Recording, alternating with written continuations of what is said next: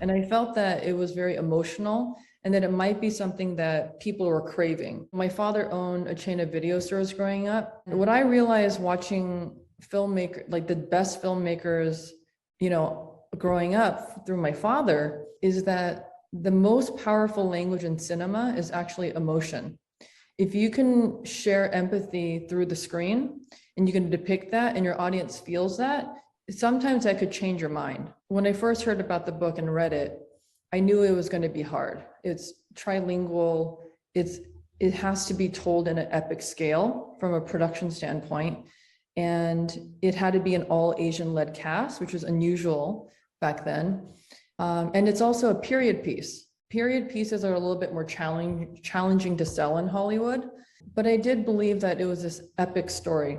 I think that stories about survival and ultimately hope and resilience, when something feels innately human, like this story of Pachinko, I think that's a way for people to connect to it.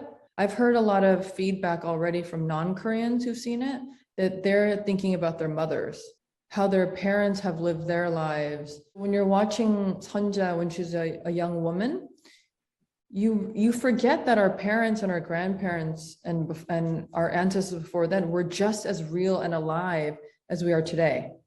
And I think that's what one of the things that non-Korean audiences are also picking up on, that the past is just as real as the present. And are we an amalgamation of all the people that came before us? We actually had 20 historians who consulted on the series. We had scholars about this time period from America, Korea, Japan, and also Zainichi scholars. They consulted with Sue, our showrunner, and the writer's room, every step of the way. We hired historians to make sure that we're getting it as accurately as possible. I think that one of our challenges was the 3 languages. The scripts are written in English, and then they were translated into Korean and also translated into Japanese. And we had multiple translators along the way, and then it needs to be revised and again and again.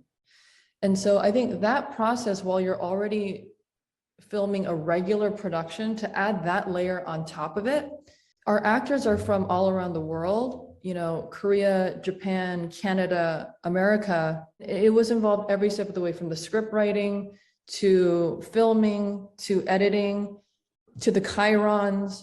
I think that was intense. Our showrunner had to make decisions to make it different from the book. It's very hard to sell a story in early 1900s.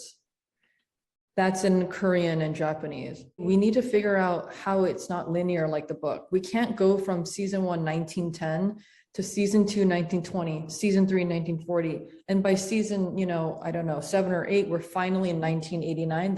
That's not going to sell. So our showrunner Sue came up with an idea of multiple timelines. And it wasn't just a way of selling it. It worked better narratively, because on screen you see the generations speaking to one another and how we really are interconnected. And I think that is what made the adaptation very important.